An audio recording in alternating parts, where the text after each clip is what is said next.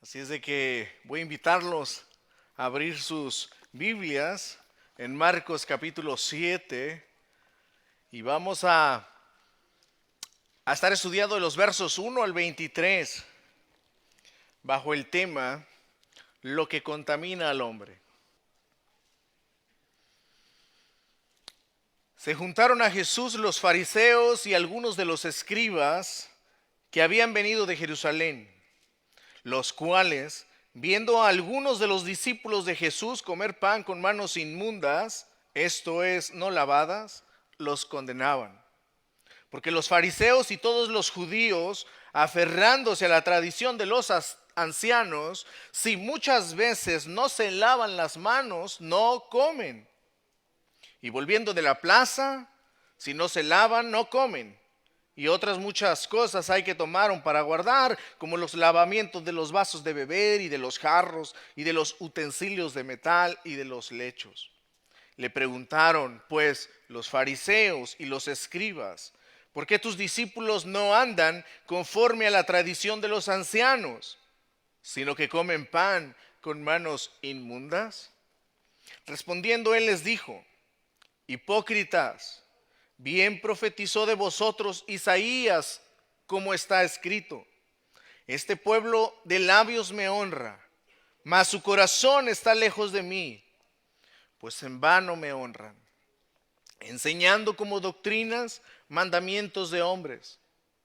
Porque dejando el mandamiento de Dios, os aferráis a la tradición de los hombres, los lavamientos de los jarros y de los vasos de beber, y hacéis otras muchas cosas semejantes. Les decía también, bien invalidáis el mandamiento de Dios para guardar vuestra tradición. Porque Moisés dijo, honra a tu padre y a tu madre, y el que maldiga al padre o a la madre, muera irremisiblemente. Pero vosotros decís, basta que diga un hombre al padre o a la madre, es corbán, que quiere decir mi ofrenda a Dios, todo aquello con que pudiera ayudarte, y no le dejáis hacer más por su padre o por su madre, invalidando la palabra de Dios con vuestra tradición que habéis transmitido, y muchas cosas hacéis semejantes a estas. Y llamando así a toda la multitud les dijo, oídme todos y entended, nada hay fuera del hombre que entre en él que le pueda contaminar, pero lo que sale de él, eso es lo que contamina al hombre. Si alguno tiene oídos para oír, oiga. Cuando se alejó de la multitud y entró en casa, le preguntaron sus discípulos sobre la parábola. Él les dijo, ¿también vosotros estáis así sin entendimiento? ¿No entendéis que todo lo de fuera que entra en el hombre no le puede contaminar? Porque no entra en su corazón, sino en el vientre y sale a la letrina. Esto decía, haciendo limpios todos los alimentos. Pero decía que lo que del hombre sale, eso contamina al hombre. Porque de dentro del corazón de los hombres salen los malos pensamientos, los adulterios, las fornicaciones, los homicidios, los hurtos, las avaricias, las maldades, el engaño, la lascivia, la envidia, la maledicencia, la soberbia, la insensatez. Todas estas maldades de dentro salen y contaminan al hombre. Nos encontramos en el inicio, hermanos, de la segunda parte del Evangelio de Marcos, el cual comienza precisamente en este capítulo 7. La primera parte, que corresponde del capítulo 1 al capítulo 6, que ya hemos cubierto, Marcos tuvo como objetivo mostrar que Jesucristo es Dios. Y lo hizo a través de mostrarnos las obras de Jesús y sus milagros extraordinarios. Por ejemplo, nosotros vimos el testimonio de Juan el Bautista cuando Jesús se bautizó, declarando como testimonio, este es el Cordero de Dios que quita los pecados del mundo. También vimos cómo Jesús tenía dominio sobre el diablo cuando fue él tentado en el desierto. Vimos también su enseñanza con autoridad. Observamos cómo Jesucristo liberó a personas del dominio de Satanás, sanó enfermos, alimentó multitudes, y como vimos en el capítulo 6, que fue el último que vimos, Jesús caminó sobre el mar de Galilea. Ahora lo que tenemos a partir del capítulo 7 en adelante son confrontaciones de los líderes de Israel con Jesús. Los líderes religiosos ya se le opusieron anteriormente con enojo, como ustedes podrán recordar. Sin embargo, mis amados, esto se va a intensificar mucho más.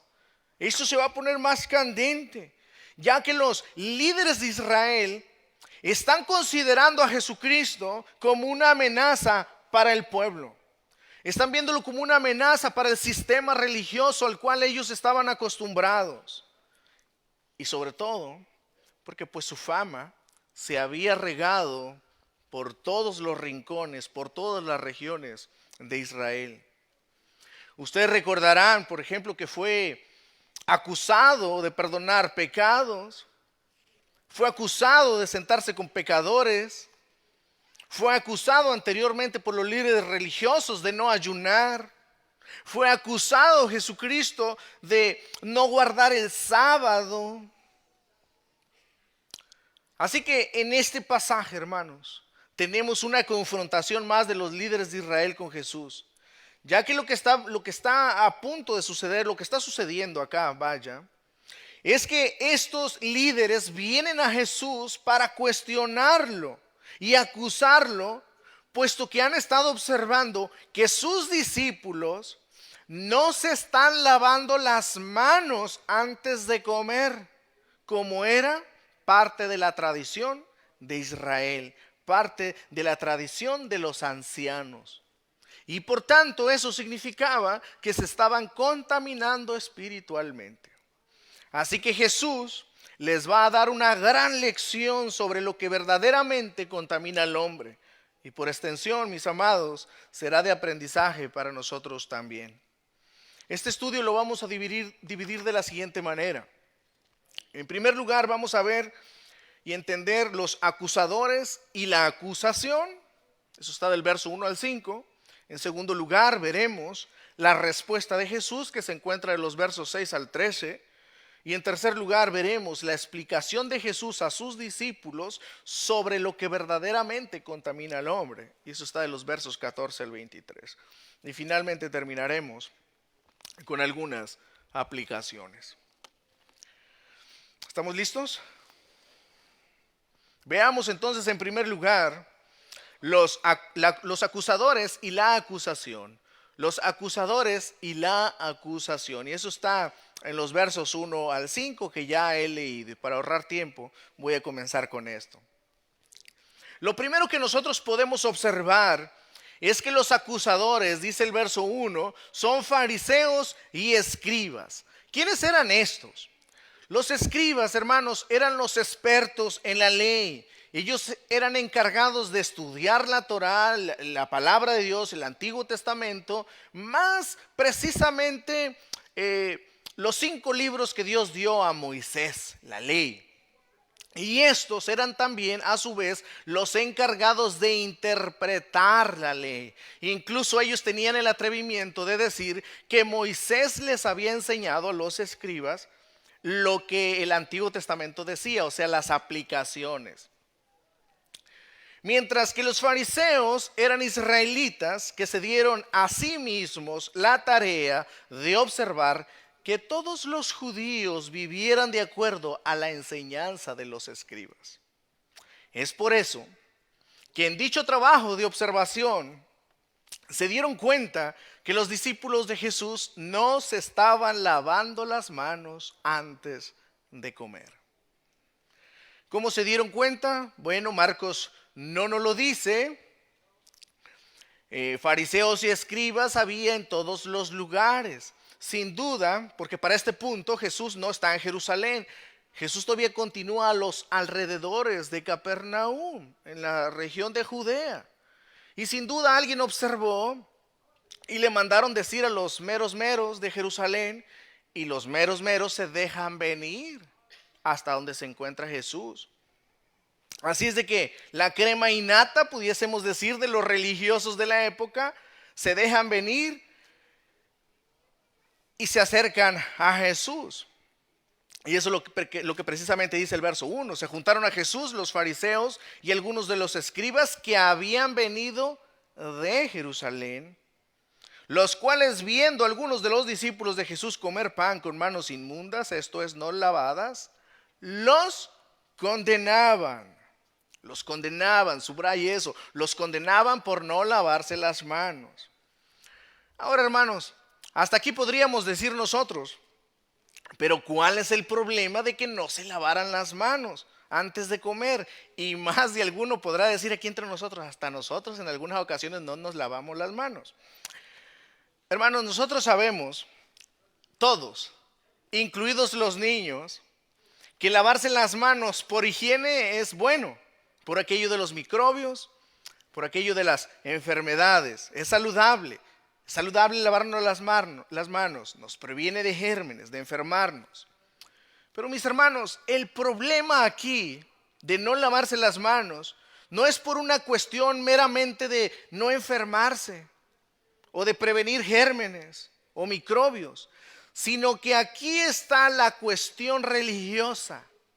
Ellos tenían que lavarse las manos por asuntos religiosos. Marcos dice en el versículo 3 que todos los judíos se lavaban las manos cuidadosamente antes de comer, observando así la tradición de los ancianos. Y luego en el versículo 5 dice que los fariseos acusaron a Jesús de que sus discípulos no andaban conforme a la tradición de los ancianos. Ahí está el problema. No andaban conforme a la tradición de los ancianos. Miren, amados, en cada país, en cada región, gracias hijo, en cada región tenemos tradiciones. Como latinos, aún este país tiene sus propias tradiciones. Cada cultura, tenemos tradiciones. Hay ciertas tradiciones que en sí mismas no son malas. Hay ciertas tradiciones que son buenas. Por ejemplo, aquellas que nos ayudan a recordar de dónde provenimos. Una nación, por ejemplo, cuál ha sido el curso, cómo se ha llegado hasta el presente. Las tradiciones ayudan a mantener cierta identidad. Como iglesia, por ejemplo, también nosotros tenemos tradiciones. Acabamos de celebrar tradicionalmente la Reforma. Ahorita Yasmín en los anuncios dijo, tradicionalmente vamos a tener el picnic. Así hay muchas cuestiones que nosotros venimos celebrando como parte de la tradición.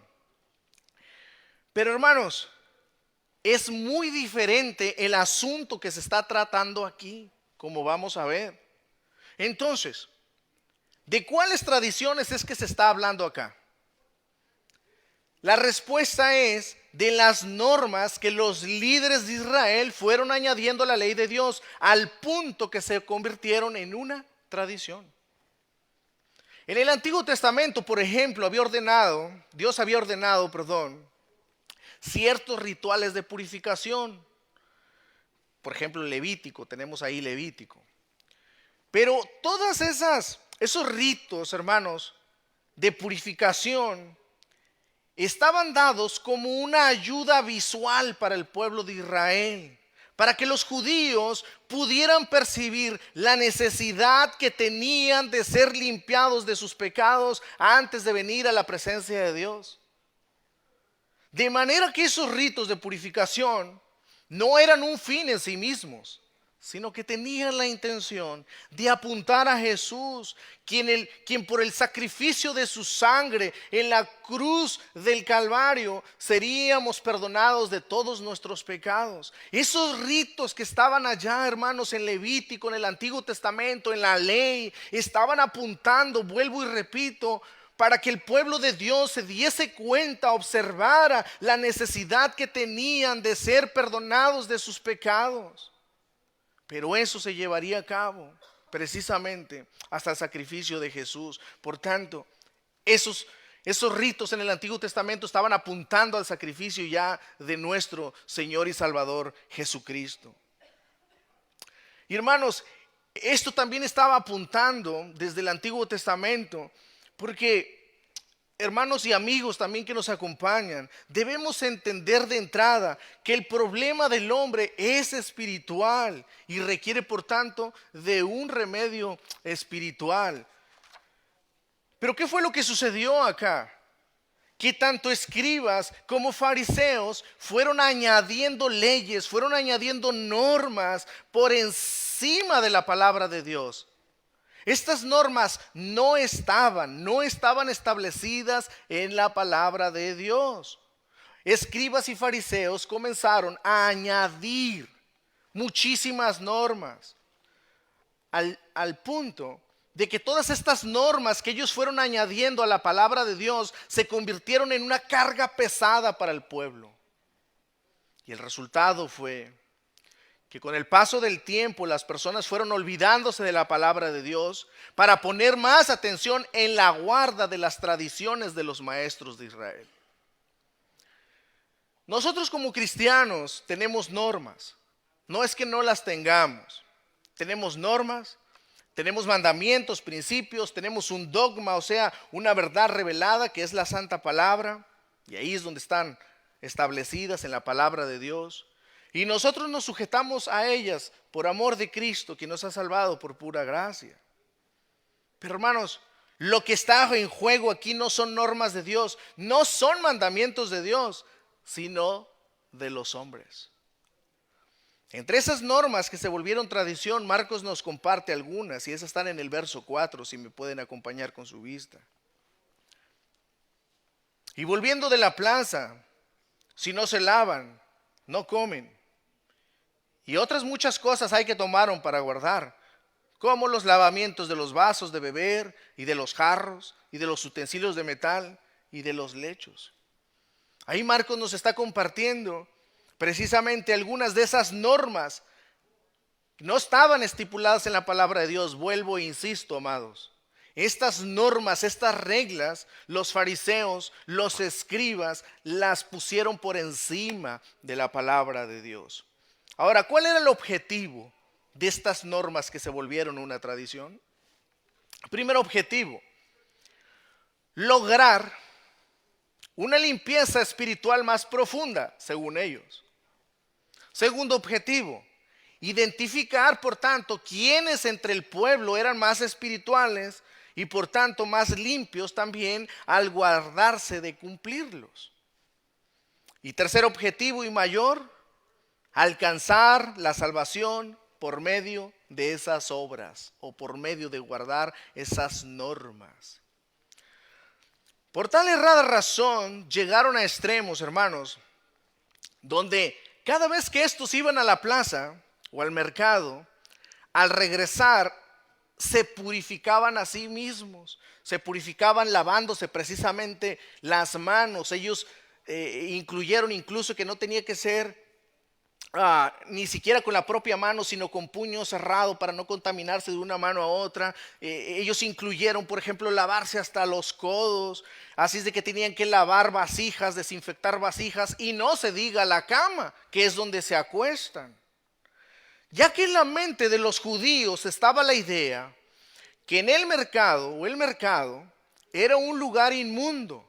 ¿Por qué era inmundo? Por tanta gente que se concentraba ahí. Y mucha de entre esa gente no guardaba las tradiciones como ellos demandaban que se deberían cumplir. Y peor aún, en la mente de ellos estaba, vamos a ir al mercado. Y entre tanta gente, ¿y qué tal que si por ahí rocé a un gentil, un inmundo? Por eso es que hasta los codos se lavaban. Y de esa manera, pues si se disponían, por ejemplo, a comer sus alimentos y no se lavaban las manos, al tocar el alimento ya se volvía inmundo el alimento, y al meter ese alimento a su cuerpo, ya todo su cuerpo se iba a contaminar. Por tanto, espiritualmente iban a quedar corrompidos, inmundos. Así es de que eso es lo que querían evitar. Por tanto, Tenían que limpiar, vuelvo, insisto, utensilios, dice verso 4, vasos de beber, jarros y utensilios de metal. Así que por lo dicho, vienen los fariseos y escribas y cuestionan a Jesús. Verso 5. Le preguntaron pues los fariseos y los escribas: ¿por qué tus discípulos no andan conforme a la tradición de los ancianos, sino que comen pan con manos inmundas? Verso 5. Esa es la acusación, hermanos, aquí. La acusación. Y esto, por tanto, nos lleva a nuestro segundo punto, que viene siendo la respuesta de Jesús ante la acusación. Y la respuesta de Jesús viene en los versos 6 al 13. Verso 6. Respondiendo, él les dijo: hipócritas, bien profetizó de vosotros Isaías, como está escrito: este pueblo de labios me honra, mas su corazón está lejos de mí. Pues en vano me honran, enseñando como doctrinas mandamientos de hombres. La respuesta, como podemos ver acá, es clara, es contundente. Él les dice dos cosas acá. Número 1, les llama hipócritas. Y número 2, hermanos, les dice que su adoración es en vano. Un hipócrita, para ir entendiendo esto, un hipócrita es aquel que habla una cosa, pero siente otra. Habla una cosa, pero siente otra. El hipócrita, o en él, hay un abismo entre sus palabras y sus sentimientos.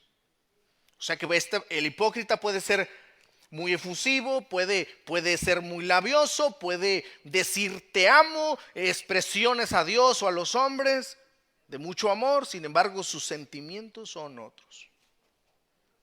El hipócrita es aquella persona que entre sus acciones y su corazón hay un océano que los separa. Así que Jesús, conociendo el corazón de los fariseos, toma de referencia las palabras que el profeta Isaías declaró de parte de Dios 700 años antes al pueblo de Israel, las cuales, dicho sea de paso, los fariseos y escribas conocían muy bien. Les dice: este pueblo de labios me honra, mas su corazón está lejos de mí. En otras palabras, Jesús les está diciendo: es puro show lo que ustedes hacen. Es pura apariencia lo que ustedes hacen día tras día. Aparentan honrarme, aparentan temerme, cuando la realidad es de que su corazón está lejos de mí. ¿Y el resultado cuál es? Dice Jesús: su adoración es en vano. Todo lo que ustedes están haciendo, la guarda de todas estas normas, de estas reglas estrictas, apariencia de piedad, ese celo que tienen por Dios, es pura apariencia. Y les dice Jesús: en vano me adoran. Verso 7.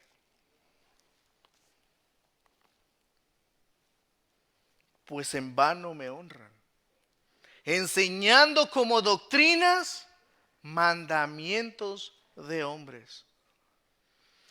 Ya en los tiempos de Isaías, amados hermanos, sucedía algo similar. El pueblo de Dios cambió su palabra para darle observancia a mandamientos de hombres. Es lo mismo que estaba sucediendo 700 años atrás.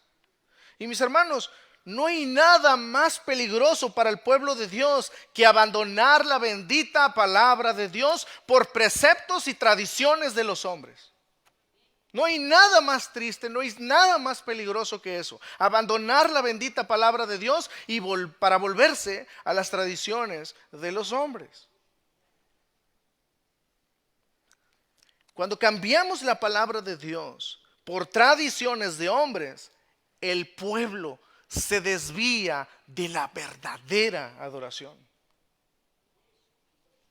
Cuando el pueblo de Dios se olvida de la palabra de Dios, nosotros estamos adorando ídolos. Nada.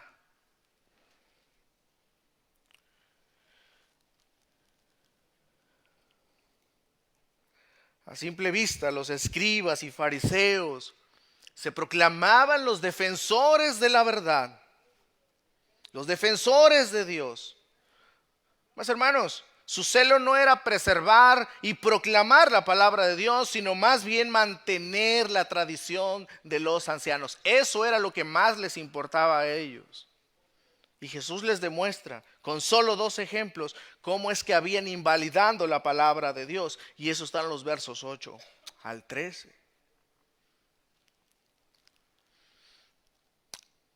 Y en el verso 8 vemos el primer ejemplo. El primer ejemplo dice: cambiaron la palabra de Dios por los mandamientos de los hombres. Y ese es el que ya mencioné anteriormente. O sea, el lavamiento de manos y utensilios se volvió más importante que la palabra de Dios. Verso 8. Porque dejando el mandamiento de Dios, os aferráis a la tradición de los hombres, los lavamientos de los jarros y de los vasos de beber, y hacéis otras muchas cosas semejantes. Ese es el primer ejemplo que Jesús les da, de cómo cambiaron la palabra de Dios por tradiciones de los hombres. El segundo ejemplo que Jesús les da en cómo cambiaron la palabra de Dios por los mandamientos de hombres está en los versos 9 al 12, el cual tiene que ver con la ley del Corbán. Eso está en los versos 9 al 10.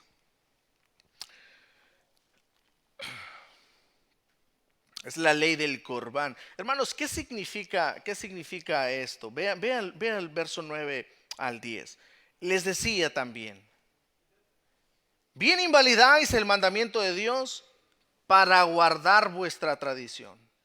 Porque Moisés dijo: honra a tu padre y a tu madre, y el que maldiga al padre o a la madre muera irremisiblemente. Pero vosotros decís: basta que diga un hombre al padre o a la madre, es corbán, que quiere decir mi ofrenda a Dios, todo aquello con que pudiera ayudarte, y no le dejas hacer más por su padre o por su madre. ¿Qué significa esto de la ley del corbán?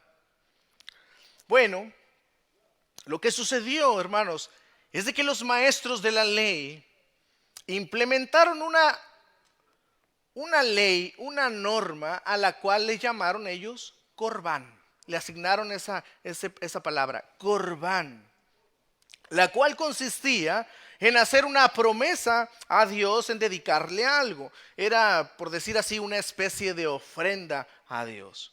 Esto funcionaba algo parecido a lo siguiente como ejemplo. El hermano Jeremías se veía en la necesidad de pedirle prestado al hermano Jacob. El hermano Jacob le prestaba dinero a Jeremías. Y habiéndose llegado el tiempo de que Jeremías tenía que pagarle nuevamente, devolverle el dinero prestado a Jacob, pues Jacob llegaba y le decía: oye, hermano, ya se acordó el plazo, o sea, ya se llegó el plazo. Por favor, págame lo que te presté. Bueno, la ley del corbán funcionaba así. Este hermano, Jeremías, le dice: hermano, es corbán. O sea, ese dinero ya lo ofrendé a Dios. ¿Y qué es lo que hacía acá el otro hermano? Nada. Ya no podía hacer absolutamente nada. Porque había una tradición oral, una tradición de los ancianos llamada corbán, con la cual se deslindaban de su responsabilidad. De esa manera pues se invalidaba el pago. Así que Jesús está citando un mandamiento de Dios acá, hermanos, el cual es, en el pasaje: honra a tu padre y a tu madre. Y una forma de hacer cumplir ese mandamiento era, por ejemplo, que cuando uno de los padres se veía en necesidad, bueno, los hijos debían atender la necesidad de los padres. Es una forma de honrar a padre y madre. Y continúa, por supuesto, cuando verdaderamente hay una necesidad. Así es de que la ley del Corbán, hermanos, lo que sucedía acá también, es lo siguiente. Ve al verso 11 nuevamente. Pero vosotros decís: basta que diga un hombre al padre o a la madre, es Corbán, que quiere decir mi ofrenda a Dios, todo aquello con que pudiera ayudarte, y no le dejáis hacer más por su padre o por su madre. Esta es una reprensión de Jesús a los líderes. No le dejáis ustedes con sus mandamientos, con sus normas de hombres, invalidan la palabra de Dios, que es honrar padre y madre, y no le dejan hacer más por ellos, por sus mandamientos. Es la declaración de Jesús acá. Verso 13. Invalidando así, por tanto, la palabra de Dios con vuestra tradición que habéis transmitido, y muchas cosas hacéis semejantes a estas. El hijo, con solamente decir, vuelvo, insisto, es Corbán. O sea, papás, yo sé que están ustedes en necesidad acá, pero fíjense que es Corbán. Ya lo ofrendé a Dios. Dios es primero, tú sabes. Y no hay, papá, no hay ayuda. De esa forma, hermanos, se estaba insultando a Dios. Es lo que Jesús les está diciendo. De esa forma ustedes están insultando a Dios por invalidar su palabra y darle más validez a las normas de los hombres. Es increíble la hipocresía de estos hombres, ¿verdad? ¿Verdad? Es increíble. Ellos escondían su desobediencia a los mandamientos de Dios en un manto de devoción.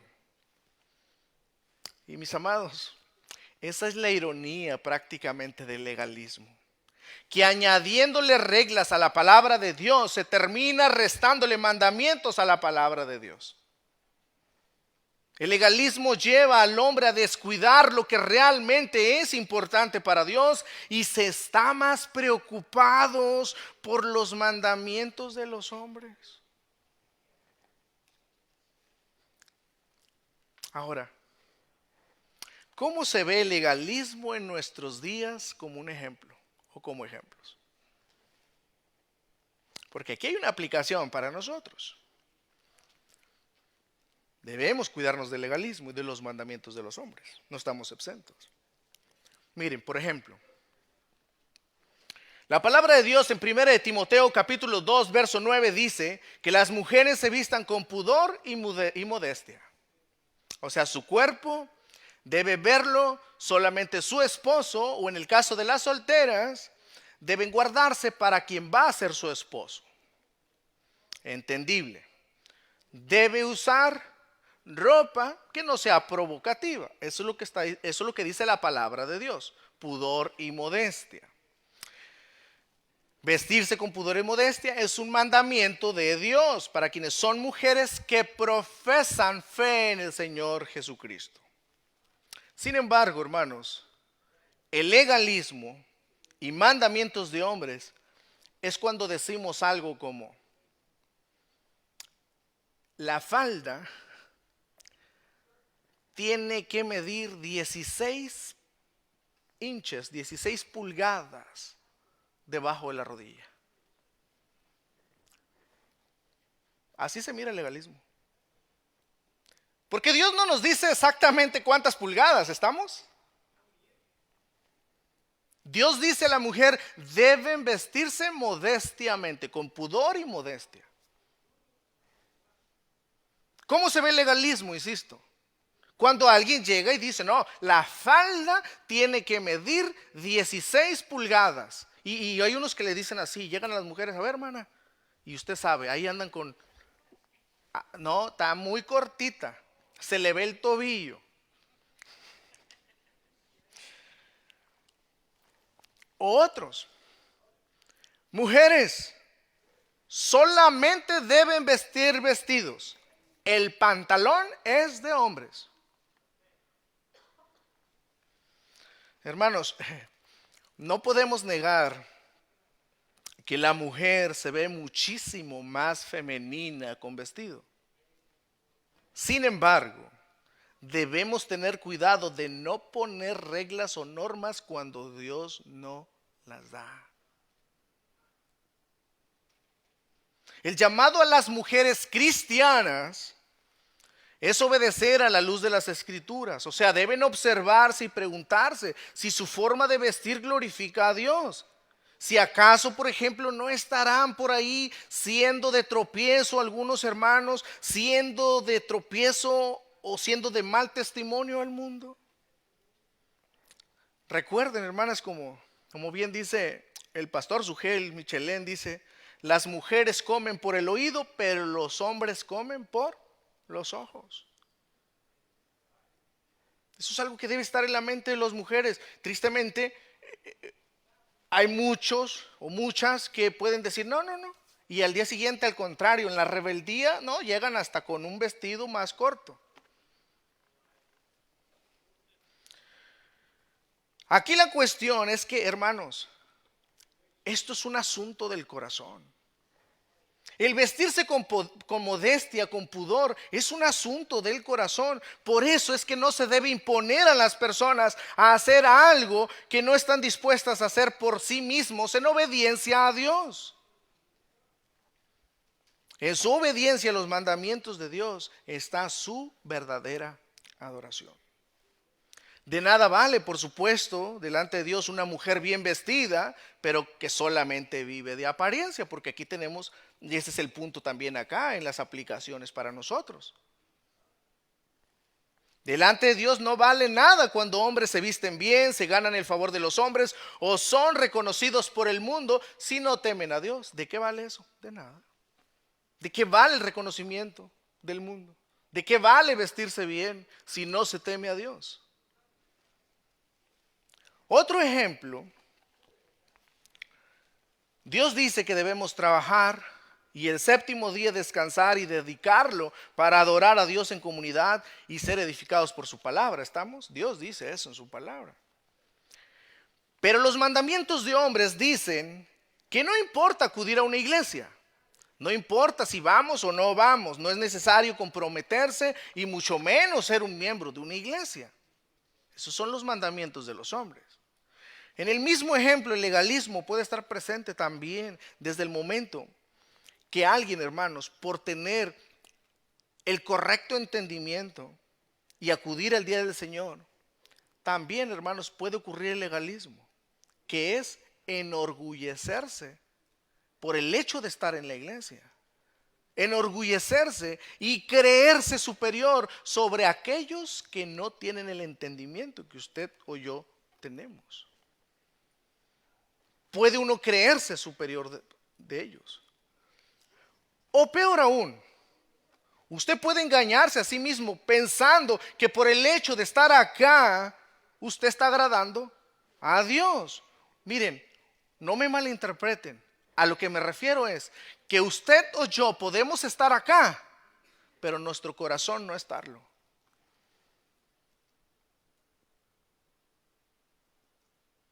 Usted y yo podemos estar físicamente acá, domingo tras domingo, jueves, un estudio o algo, pero su corazón no estarlo. No estarlo en Cristo, no estarlo en Dios. Las motivaciones, hermanos, son las que revelan precisamente el estado del corazón de un ser humano, que es a donde vamos, y eso es lo que está apuntando Cristo. Nosotros podemos estar haciendo cosas por intenciones erradas. Así es como funciona el legalismo. Por tanto, podemos entender que el problema no está en lo externo, sino ¿dónde? En lo interno. Unas preguntas, hermanos. ¿Por qué invalida el hombre la palabra de Dios? ¿Por qué el hombre no se somete a su palabra? ¿Por qué es más fácil para muchos, por ejemplo, abrazar los mandamientos de los hombres antes que los de Dios? ¿Por qué? Jesús dice, es debido al mal que se encuentra en el corazón. Y esto, hermanos, nos lleva a nuestro tercer y último punto. La explicación de Jesús a sus discípulos sobre lo que verdaderamente contamina al hombre. Y eso está en los versos 14 al 23. Leamos el verso 14 al 16. Y llamando así a toda la multitud, les dijo, oídme todos y entended. Nada hay fuera del hombre que entre en él que le pueda contaminar. Pero lo que sale de él, eso es lo que contamina al hombre. Si alguno tiene oídos para oír, oiga. Aquí Jesús le está hablando a la multitud que se encuentra rodeándolo, juntamente con sus discípulos. Pero aquí es a la multitud en general. Y les dice que lo que contamina al hombre no son las cosas externas, sino lo que está adentro. Con esto, hermanos, Jesús estaba contraatacando las falsas ideas de los fariseos y escribas, quienes creían y habían propagado que la contaminación espiritual proviene de afuera y que llega adentro. Como pueden observar, iglesia, Jesús les dice a esta multitud, ustedes se lavan las manos porque ustedes ya están impregnados de las tradiciones de los escribas y los fariseos. Ustedes, multitud, les dice Jesús. Ustedes ya están arraigados en esas tradiciones. Ustedes de la misma manera piensan que lavándose van a quedar espiritualmente limpios. Pero ¿saben una cosa? Por más que se laven, eso no tiene efecto. No tiene efecto. Puesto que lo primero está olvidado. Y lo que deben lavar primeramente, dice Jesús, es su corazón.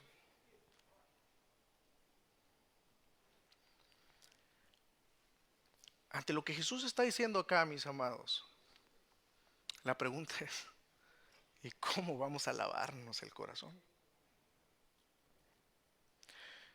Todas las religiones, precisamente, tienen ese distintivo. El hombre tratando de limpiarse espiritualmente. El hombre tratándose de ganar el favor de Dios por sus acciones. Dejando de hacer o no dejando de hacer algo. Vemos las religiones, cualquier religión, excepto el cristianismo, por supuesto.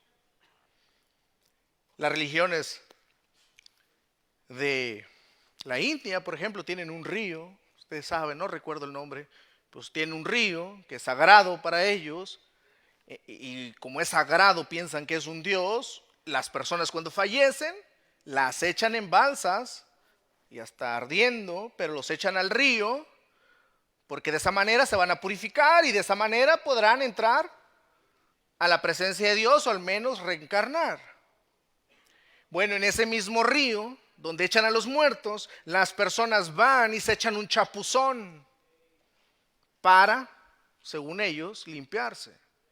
Ahí lavan ropa, por supuesto, y ahí lavan utensilios en ese mismo río. Jesús les dice a la multitud, todo eso que ustedes hacen es en vano. Esos ritos son en vano, porque la contaminación no viene de afuera, sino de dentro. Con esto, hermanos, prácticamente Jesús soltó una bomba. La guerra quedó declarada en ese instante. Porque como ya dijimos, ellos tenían muchas reglas, muchas normas, mandamientos, y Jesús en un abrir y cerrar de ojos está echando todo a la borda, los está desnudando prácticamente, públicamente. Está echando al suelo su autoridad, la autoridad de los maestros de la ley. Más cuando La multitud se fue, se alejó, los discípulos se quedaron en blanco, se quedaron sin entender. Así de que le pidieron a Jesús les explicara lo que había dicho, o sea, la parábola, verso 17 al 19. Cuando se alejó de la multitud y entró en casa, le preguntaron sus discípulos sobre la parábola. Él les dijo: ¿también vosotros estáis así, observe, sin entendimiento? ¿No entendéis que todo lo de afuera que entra en el hombre no le puede contaminar? Porque no entra en su corazón, sino en el vientre y sale a la letrina. Esto decía, siendo limpios todos los alimentos. Amados, iglesia, esto es muy importante, porque aquí se encuentra precisamente el corazón de este pasaje. Marcos nos está relatando que Jesús aprovechó para enseñarle a sus discípulos que así como no hay nada afuera que pueda contaminar a un ser humano espiritualmente, tampoco hay alimentos que contaminen. Esto sin duda fue un shock religioso, literal, puesto que los judíos, incluidos sus discípulos por supuesto, pero los judíos no comían sangre, por ejemplo. Ellos se privaban de comer sangre.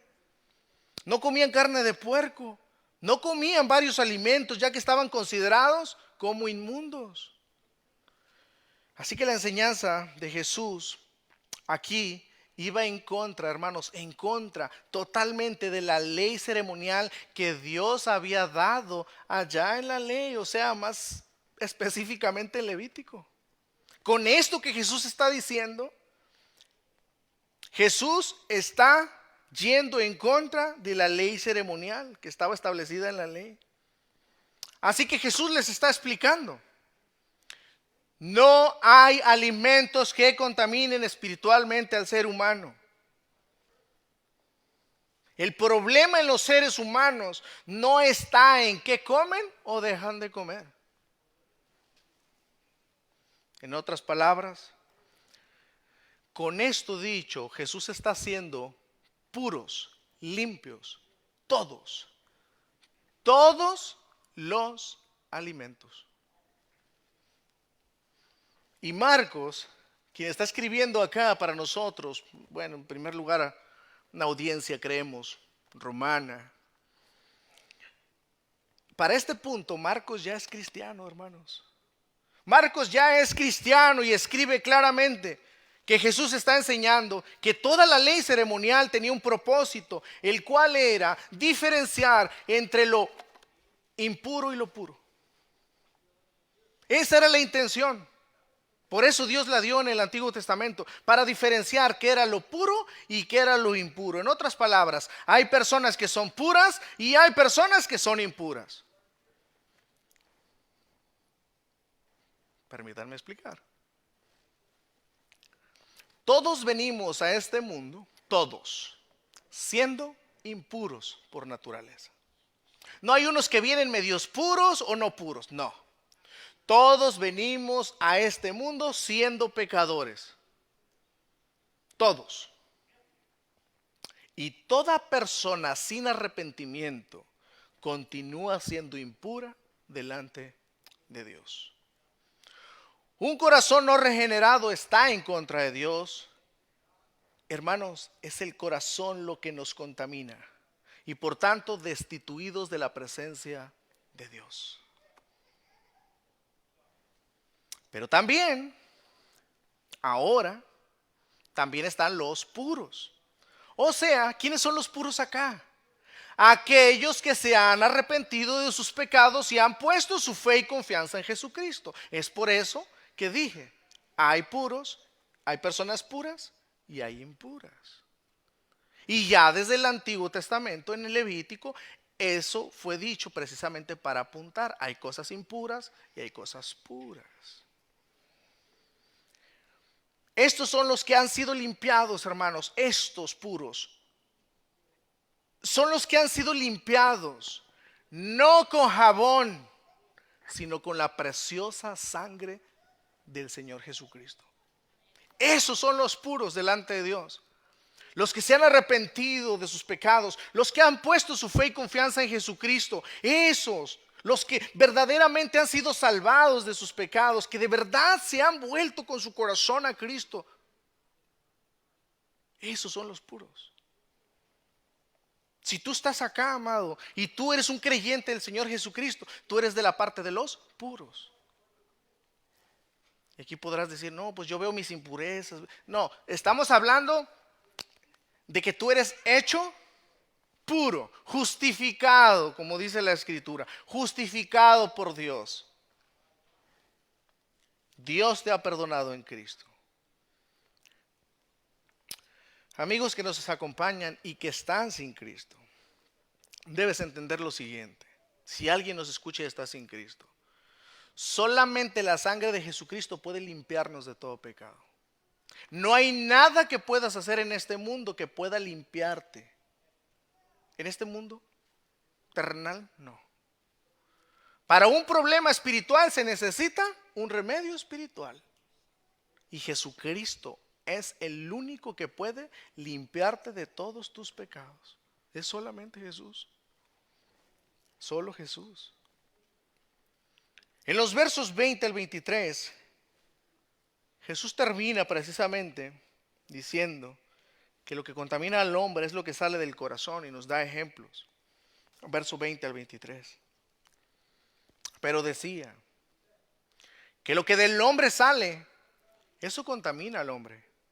Porque de dentro del corazón de los hombres salen los malos pensamientos, los adulterios, las fornicaciones, los homicidios, los hurtos, las avaricias, las maldades, el engaño, la lascivia, la envidia, la maledicencia, la soberbia, la insensatez.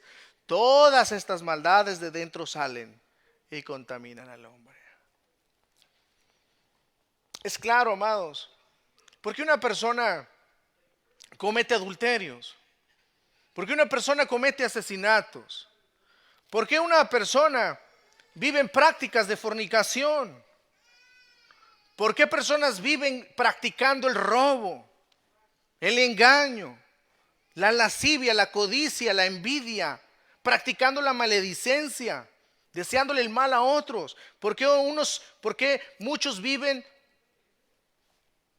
viviendo, envidiando lo de otros, viviendo con soberbia, con altivez? ¿Por qué hay muchas personas que viven con insensatez como práctica de vida? Jesús dice claramente que nuestras acciones revelan el corazón del hombre. Son las acciones las que revelan que el corazón del problema está adentro, no afuera.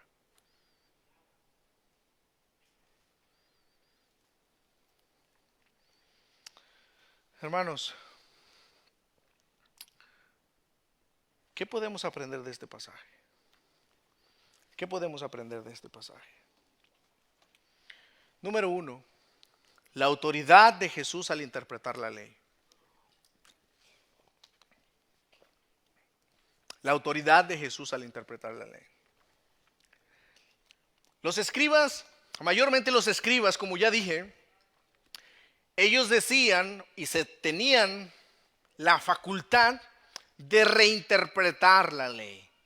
Y se escudaban diciendo que sus tradiciones venían desde Moisés, que Moisés se las había enseñado y así se habían heredado. Los líderes de Israel tenían un mal entendimiento en cuanto a lo que verdaderamente contamina al ser humano. Ellos creían que la forma de santificarse era cuidándose de guardar cosas externas, cuando la verdad, el gran problema no estaba en las cosas externas, sino en lo interno, o sea, en el corazón. Así que lo que vemos acá, amados, en este pasaje, es la autoridad de Jesús. Para la multitud, para la sociedad, los fariseos y escribas eran la autoridad. Nadie se atrevía a decirle, no, las cosas no son así. No, nadie. Ellos eran la autoridad, respetados. ¿Sí han visto a los obispos que llegan a los pueblitos y le hacen así a las personas? Desde arriba del carro.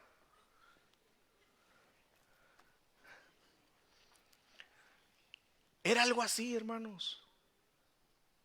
Los fariseos y escribas eran los maestros de la ley, respetados según por la ciudadanía. Pero llega acá Jesús y echa todo por tierra.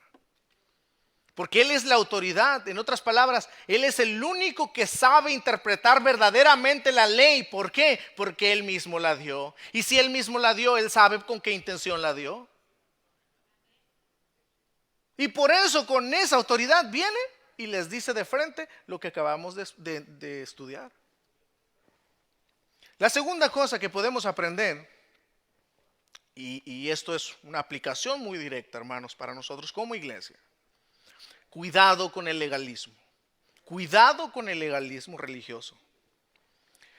En este pasaje Jesús está combatiendo el legalismo de los maestros de la ley y por extensión el legalismo de nuestros días. El legalismo, como vimos la semana pasada, es el intento de las personas ganarse el favor de Dios mediante hacer cosas o dejar de hacer cosas. En este caso el legalismo llevó a los escribas y fariseos a crear normas, a crear tradiciones para, según ellos, ganarse el favor de Dios. Y por supuesto, quienes se sometieran a esas normas pues eran verdaderamente espirituales. Y de esa manera también ganarse la salvación de Dios. Y hermanos, hoy día no es diferente. Hoy día no es diferente la cosa. Hay círculos evangélicos donde las tradiciones de los hombres están por encima de la palabra de Dios. Nosotros acabamos de estudiar y celebrar acerca de la reforma protestante. Porque es precisamente de lo que se dieron cuenta los reformadores. De que en sus días las tradiciones de los hombres estaban por encima de la palabra de Dios. La palabra de Dios estaba olvidada. Para las personas era, por tanto, más importante guardar las tradiciones. Pero hoy día, insisto, continúa el mismo problema. Y yo no sé, hermanos, si a lo mejor hasta peor que en tiempos de la Reforma. Algunos ejemplos de tradiciones de hombres en nuestros días son mujeres predicando cuando la palabra de Dios dice claramente: no permito a la mujer enseñar ni ejercer dominio sobre el hombre. Primera de Timoteo 2:12.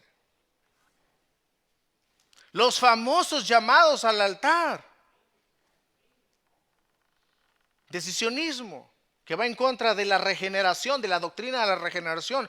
Dios es el que hace un cambio precisamente en el corazón de los hombres. Transforma un corazón de piedra en uno de carne. Es Dios, es de Dios la salvación. La salvación es del Señor.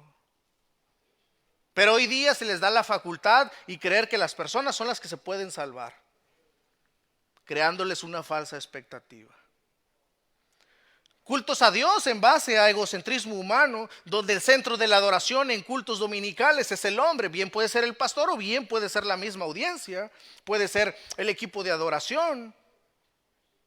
Hay tantas cosas, amados, que se pueden volver nuestra adoración de no tener cuidado.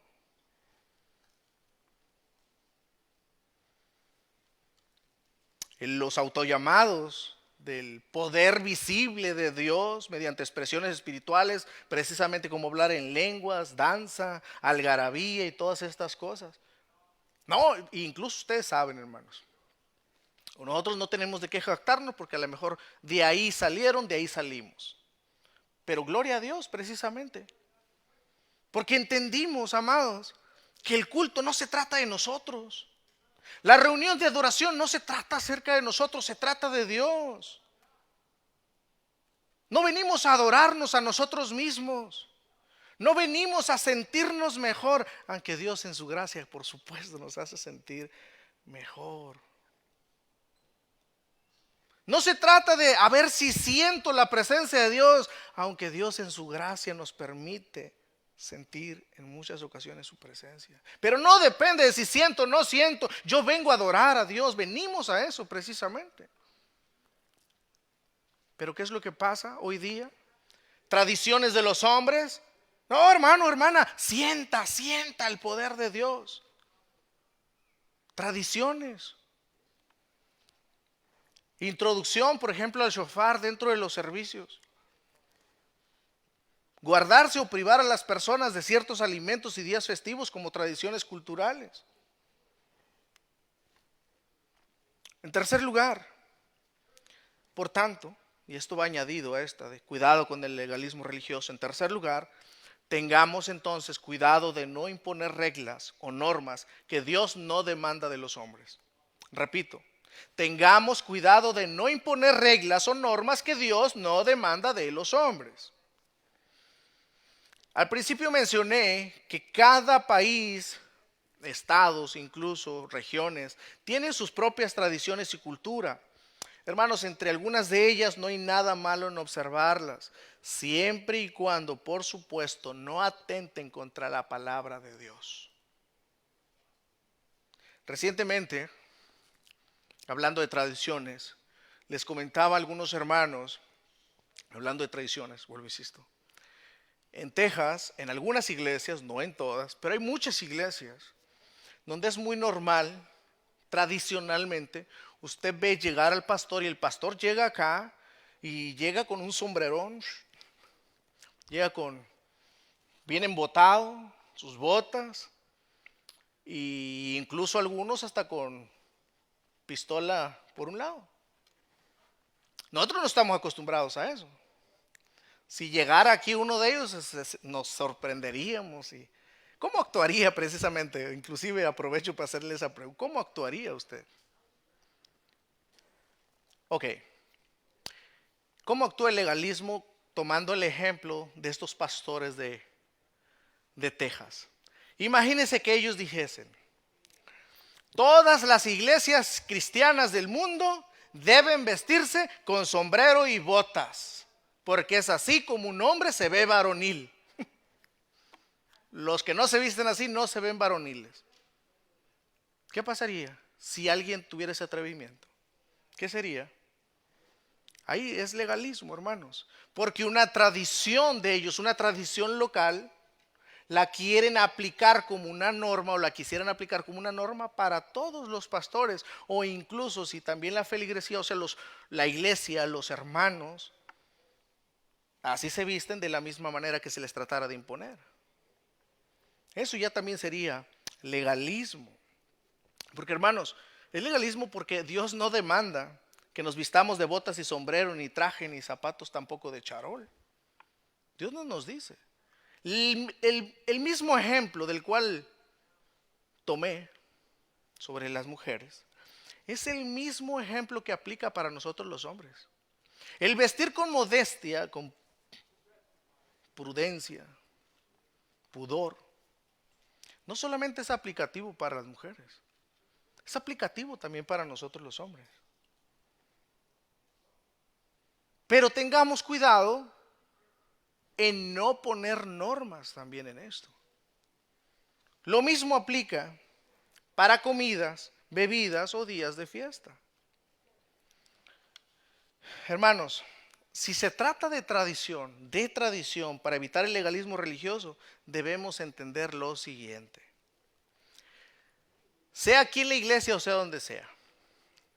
Si es tradición, por ejemplo, lo que usted quiere guardar, si es tradición lo que usted quiere guardar o dejar de practicar, debe saber que usted está en su derecho. Hay libertad de conciencia. Lo que usted no puede hacer, ni usted ni yo, es tratar de imponer nuestras tradiciones en otros.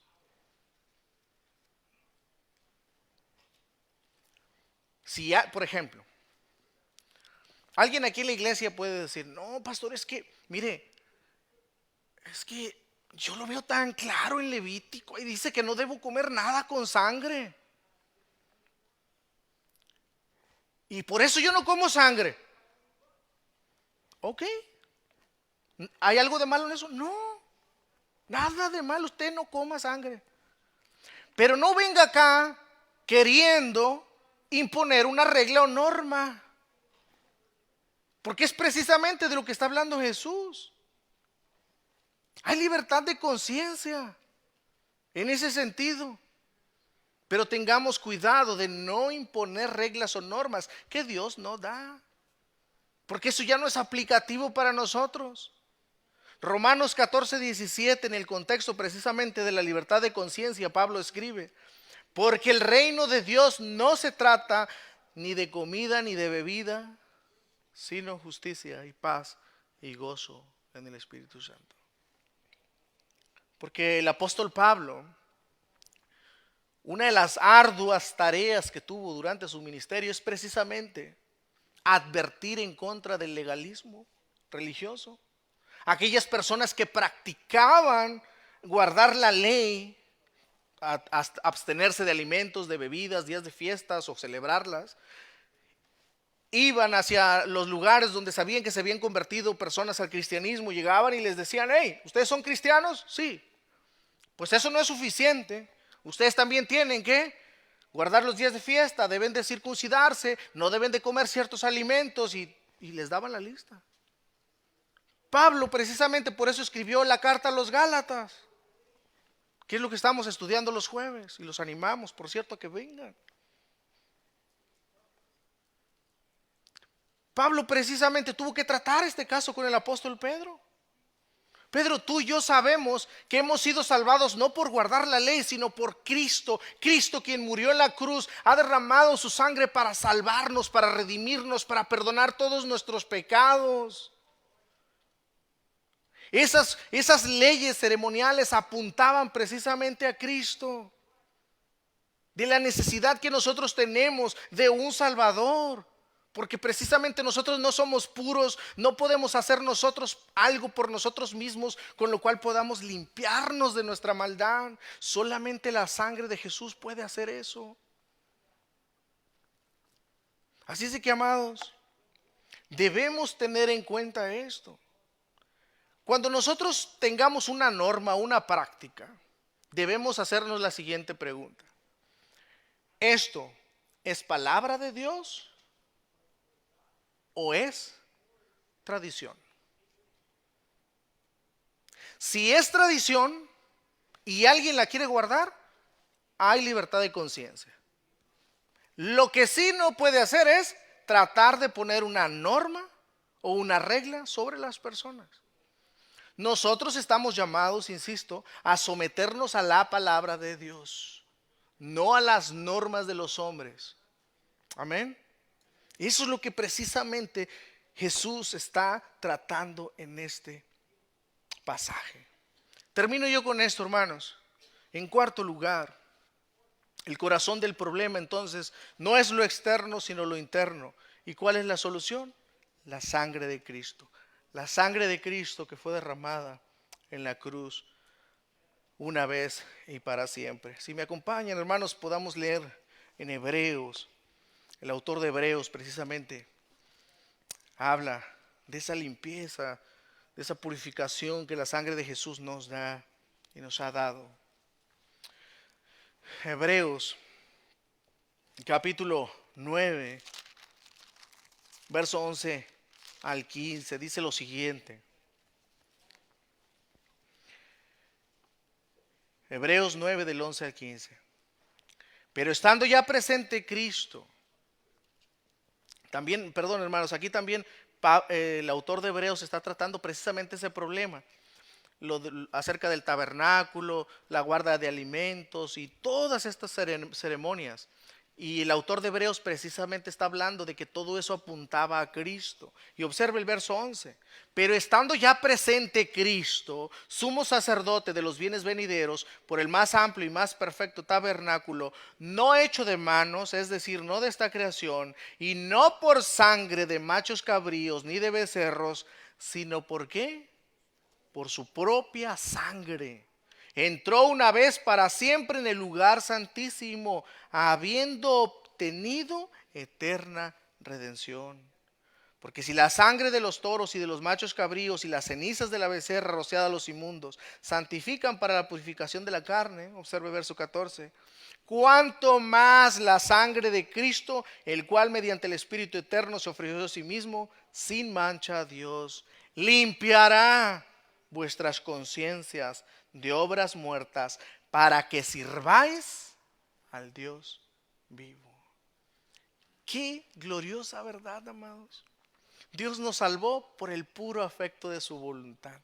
No hubo nada que nosotros pudiésemos hacer para limpiarnos. Dios lo hizo en la persona de su Hijo Jesucristo. Hermanos, una última cosa.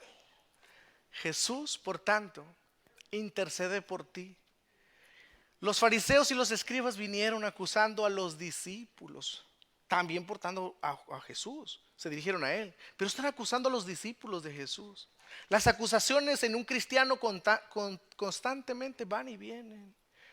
Por nuestros propios pecados también, ciertamente. Por nuestra conciencia que nos acusa. Pero miren, amados, Cristo es el que intercede por nosotros. Es Cristo quien continúa intercediendo por los suyos. Y Él está precisamente sentado en el trono de gracia intercediendo por su iglesia, por los suyos. Toda la gloria sea a nuestro Dios. Que Dios bendiga su palabra, hermanos. Y de esta manera cantemos precisamente así. Él intercede por